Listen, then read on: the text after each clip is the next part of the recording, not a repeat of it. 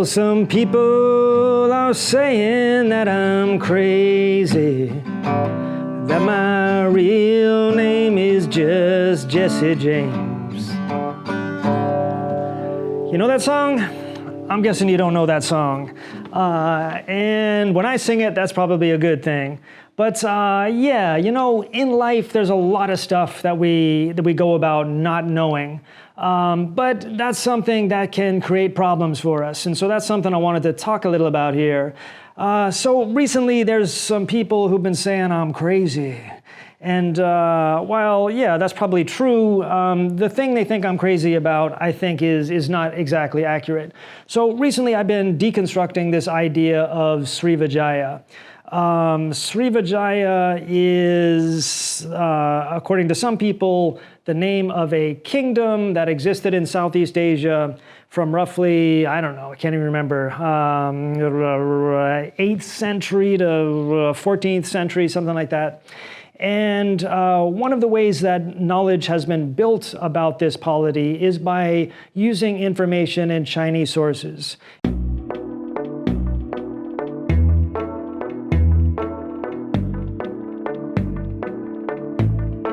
And what I've done is to look at one of the terms that people think is a Chinese term for this polity, and have been demonstrating that it doesn't refer to a place called Srivijaya, which people think was on the island of Sumatra, but instead refers to Cambodia, or Angkor, which of course was in Cambodia. And so I think for a lot of people, they're like, what the hell is this guy talking about? I mean, people have been writing about this for 100 years. He's nuts.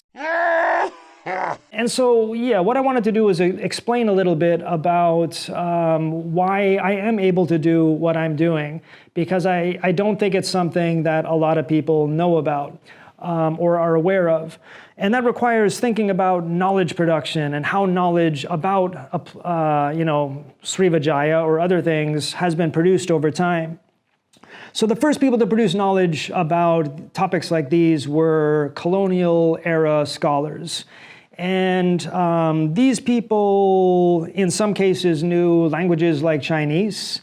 And in doing research, they could sometimes rely on like groups of local scholars to help them. So if they were stationed in Vietnam, for instance, they could order a group of classically trained Vietnamese scholars to go look through these books for information about something, and then they didn't have to acknowledge them in their writings. But they also did a lot of good work themselves. They knew the languages, they processed the information, and they wrote about it. Of course, their work is not perfect. There are faults we can find with it, actual errors, conceptual problems as well. But to do that requires that one have at least the same, if not better, linguistic ability than the people who created the knowledge in the first place. So when we get to the post-colonial era, and you got a whole new generation of people emerging in places like North America, Australia, and Europe, who are producing knowledge about Southeast Asia in the post-colonial era, unfortunately, what happened at that time period is you had an absence of people with the same or better linguistic ability than the people who had already produced stuff during the colonial era. So, you know, if we're going to look at something like Srivijaya, for instance, it's really problematic because one of the guys who wrote the most about this, George Siddes, didn't know Chinese, even though he used Chinese for much of his knowledge production. Instead, he was an expert on like Sanskrit and things like that. But he relied on the work of scholars who did know Chinese, although there were problems there. When we get to the post-colonial era, you have people like O.W. Walters, whose knowledge of Chinese was weaker than the colonial era scholars who he theoretically tried to build on, and as a result, he didn't build on the work of those scholars because he didn't have the skills to actually move beyond what they had done.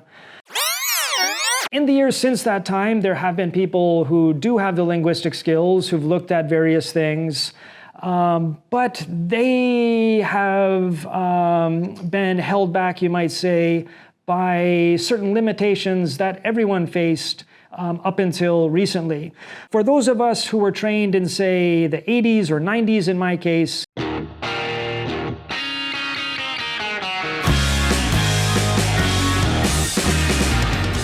what I had to do was to spend a lot of time learning all of these kind of analog tools that would enable me to look through text and find information.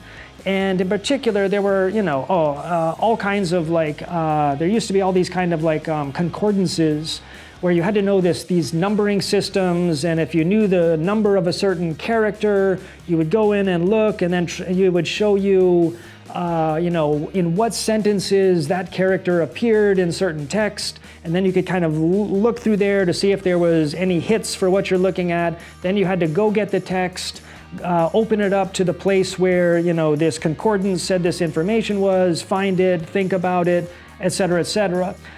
So these tools did exist, and it was possible to scan through materials and find information.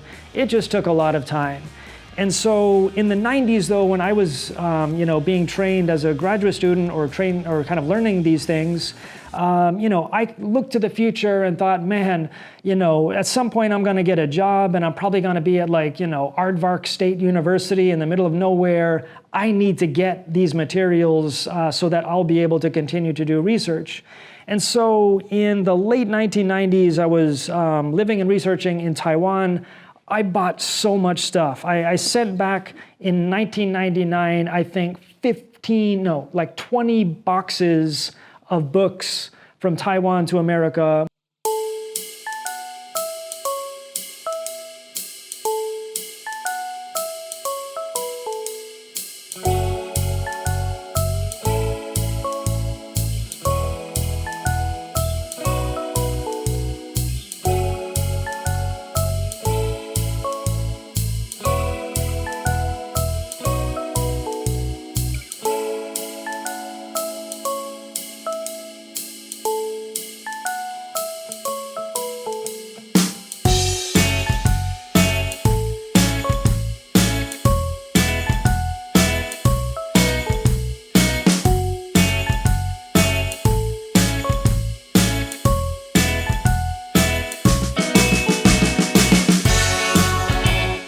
Most of which were, kind of reference works. So things like this baby, the Daikanwa Jiten, Morohashi's a Japanese Chinese dictionary. It's got 20 volumes. This was numero uno at the time, the best dictionary of the Chinese language, a Chinese-Japanese dictionary. I think I said it the other way. And now I look at this thing, I cannot see anything there. My eyesight is shot. There's no way I can read anything that small. But I got all 20 volumes of this one. Somewhere along the line, I got this one, 中文大词典. It's basically a Chinese version of the Morohashi. Also 20 volumes. Print is a little bigger. No, I couldn't do this anymore. It doesn't work. But this, and like I said, 20 boxes of stuff like this. Then what have I got here? A Gnome dictionary that the Emperor Deduk made in the 19th century, that Taiwanese scholar Chen Jinghe compiled and published in, or I should say reduplicated in 1971. It's got the original text in there, and then he transcribed into Romanized Vietnamese the actual words that are in this dictionary. Great stuff. I never use it anymore, though, because all of this stuff like this has been digitized. Finally, I brought back stuff like this one, published in 2000 by Xu Wentang, this dude, very cool dude at Academia Sinica, an historian who was working on Vietnam at the time, and he compiled this book, Material on the Sino-Vietnamese Relations in the Dai Nam Tuk Luk. Basically, what this guy did in the late 1990s is I think there's 20 printed volumes of this dynastic chronicle from Vietnam in the 19th century. This guy went through all 20 volumes, whenever he found something that had to do with Sino-Vietnamese relations, he photocopied it. He then cut out, that section, placed them all on, taped them on pieces of paper, then had them all beautifully compiled together in this book and printed in 2000. Beautiful, beautiful book. Look how nice that spine is. I've never used it. And the reason why I've never used it is because I collected all of this stuff right before things started to get digitized. And once that happened, there's been no going back, but also research has not been the same. And this is where, we get to something that's really, really significant, and where we get to the realization that I'm not actually crazy. At least in some ways. So in, I can't remember, 2000 something, 9, 8, somewhere around there, maybe later, 2010, I can't remember. I wrote an article where I deconstructed the scholarship or the ideas about Vietnamese origins. And so this is one of these topics that French colonial era scholars Henri Maspero had written about, and it was okay what he wrote, but he kind of got some stuff wrong. Then in the post-colonial era, there were people who didn't have the linguistic skills of an Henri Maspero, who then wrote about this, but then who injected the kind of ideological ideas of the age of wanting to help Southeast Asia and sort of, create a beautiful history for a beautiful region that went in a completely different direction and incorporated all kinds of, say, nationalist ideas. So then what I did in 2008 or 9 or something like that was revisit this. And I think I do have the same linguistic skills as someone like Henri Maspero, but what I had that he didn't was this baby. Digitized version of the Siku Chuanshu, this kind of imperial collection of text that was created during the Qing dynasty. So basically, when I finished my PhD in can't remember, 2000, 2001, somewhere around there, my dissertation supervisor, God bless his soul, gave me this. It was something like 200 CD-ROMs of the text in the Siku Chuanshu that had all been beautifully digitized. So you could go in there and go through text. They looked totally fantastic. And then at some point, not long after that, another kind soul somehow installed on my computer a searchable version of this. I don't know how he had it. I didn't ask questions. It ended up there. Thank you, dude. And that really kind of revolutionized my scholarship, because suddenly I was able to search through I don't know how many thousands of volumes are in this collection. And doing so enabled me to kind of look at the issue of the origins of the Vietnamese and the stories about them and the links that those stories have with information with stories in Chinese texts. And I could kind of clearly see where inspirations came from and how those texts had been created, not about an actual antiquity, but about an imagined antiquity. So this was a huge step forward. But now as we are in the 2020s, just like I don't use this text anymore, I don't use these babies anymore. Because basically, in the past 10 years, all of this stuff has essentially been, found its way on the internet somehow, as have tons of other things.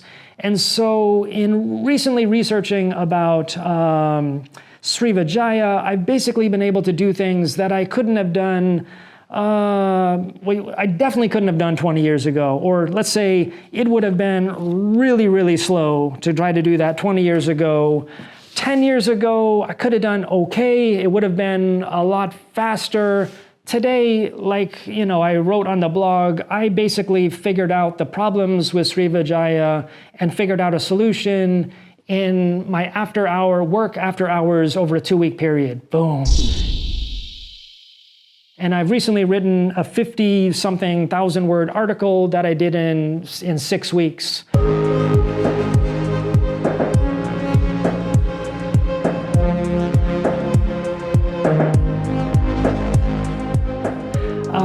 that's possible because of the changes that have taken place.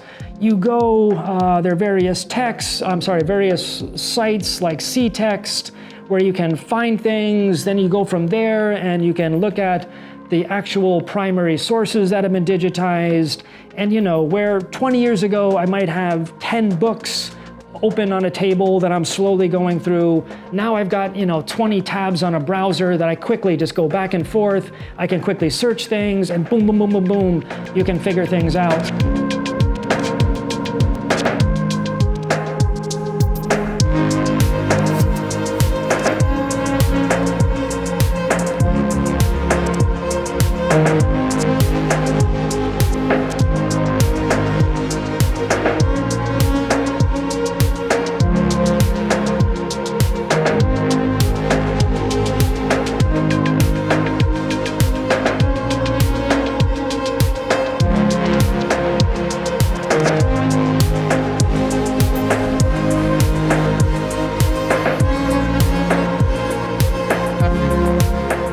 And so this is why, when in 2020, 2021, someone comes along and says, hey, this Srivijaya thing, it's all messed up. It's very different when someone says this now than if they had said it in 1970 or 1980 or even in 2000. Because things have changed so much. But still, to be able to do that, you have to have the linguistic ability to be able to read this stuff. And so this is where I think we get into this problem, in that, the field of pre-modern Southeast Asia is so uneven.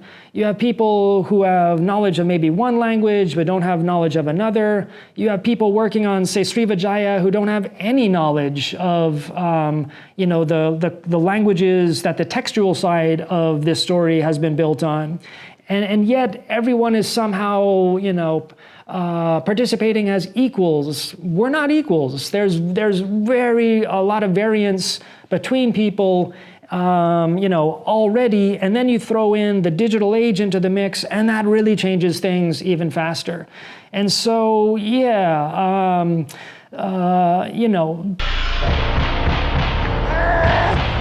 people may think I'm crazy, but I'm not really crazy. Instead, it's what you can do in the digital age that is now crazy. It's crazily amazing what we can do. And, Srivijaya is one thing that we can rethink. In reality, we can rethink everything. If whatever those colonial boys, and again, they were mainly boys, whatever they wrote, all that stuff should be looked at again. Everything that people, regurgitated in the 60s, 70s, and 80s, all of that should be gone over again. And if you have the linguistics skills to do it, it's awesome.